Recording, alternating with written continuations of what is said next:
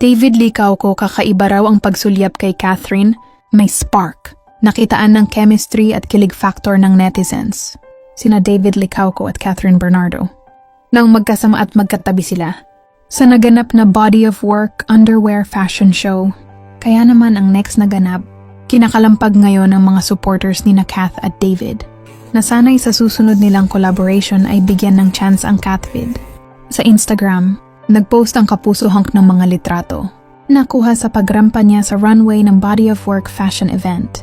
Ilan dito ay ang photos nila ni Catherine na magkatabi sa stage. May mga pictures din sa social media kung saan kitang-kita.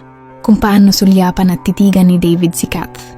At personal ding nasaksihan ng mga tagahanga ng aktor at aktres ang mga kaganapan sa nasabing fashion show. Iba rin naman kasi ang titig ni David kay Catherine, kaya hindi maiwasang kiligin ang mga nakapanood sa body of work. Pati ang smile ng kapuso hunk ay may kakaibang spark. At dito nga maraming nagkomento na bagay din pala sina Catherine at David. Kaya sabi ng mga netizens pagsamahin na sana sa teleserye o pelikula ang dalawa. Narito ang ilang komento ng mga netizen. Napapakagatlabi na lang eh. Hindi ako basher ha. Pero sila Cath at David may impact sila. Nakakakilig sana may movie silang dalawa ni Cath. Hindi bagay sina David at Barbie. Yung makapag-hi ka sa hinahangaan mo. Starstruck si David kay Cath. Okay lang sa sulyap bagay nga sila parehong cute. Sana magka-movie or teleserye kayo ni Catherine. May chemistry kayo. Kilig ako pag nagtitingin ng kayo ni Cath. Matatanda ang noong March 2024 ay nagkatabi rin sa Bench Fashion Week sina David at Catherine.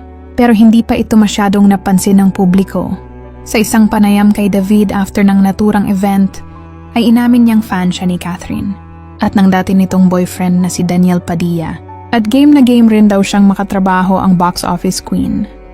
Bago matapos ang video na ito, ano ang masasabi niyo sa chika topic natin ngayon?